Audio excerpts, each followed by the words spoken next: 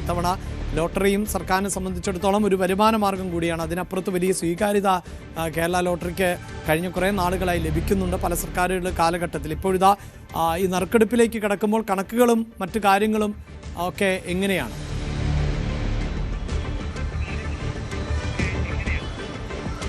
Abhilash, UDF സർക്കാർ അധികാരത്തിൽ വന്നിട്ട് ആദ്യ നറുക്കെടുപ്പാണ്. വിഷു ബമ്പറാണ് ഇപ്പോൾ ഇന്ന് 2 മണിക്ക് നറുക്കെടുപ്പിലേക്ക് കടക്കുന്നത്.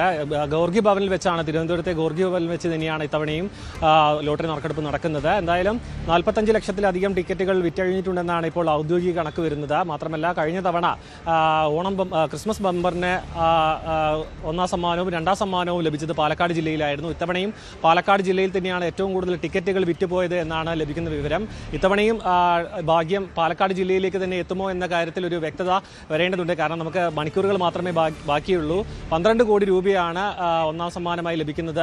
അതുകൊണ്ട് തന്നെ വലിയ രീതിയിലുള്ള ഭാഗ്യാന്വേഷണം നടത്തുന്ന ആൾക്കാർ ഇതിൻ്റെ ടിക്കറ്റുകൾ, ഒന്നിലധികം ടിക്കറ്റുകൾ വാങ്ങി കയ്യിൽ സൂക്ഷിച്ച ഒരുപാട് പേരുണ്ട്. അവിടെ തന്നെ ഗോർഗി ഭവനിൽ തന്നെ നിരവധി പേർ വരാറുണ്ട്. ഈ ടിക്കറ്റ്, അതായത് തിരഞ്ഞെടുപ്പ്, ഈ ഒരു നറുക്കെടുപ്പിൻ്റെ ഫലം ഉടനടി തന്നെ അറിയാൻ വേണ്ടി പലരും എത്തുന്നൊരു സാഹചര്യവുമുണ്ട്. എന്തായാലും 12 കോടി മാത്രമല്ല, മറ്റ് 2ാം സമ്മാനം അടക്കമുള്ള വലിയ തുകയാണ് ഏർപ്പെടുത്തിയിരിക്കുന്നത്. സാധാരണ ഇത്തരത്തിലുള്ള ബമ്പർ സമ്മാനങ്ങൾക്ക് മന്ത്രിമാർ, അതായത് ധനമന്ത്രി അടക്കം നേരിട്ട്, ബാലഗോപാൽ അടക്കം കഴിഞ്ഞ തവണ ഓണം ബമ്പറിനെ എത്തിയിരുന്നു ഈ നറുക്കെടുപ്പുമായി ബന്ധപ്പെട്ട് ആ ഒരു ചടങ്ങിൽ പങ്കെടുക്കുവാൻ.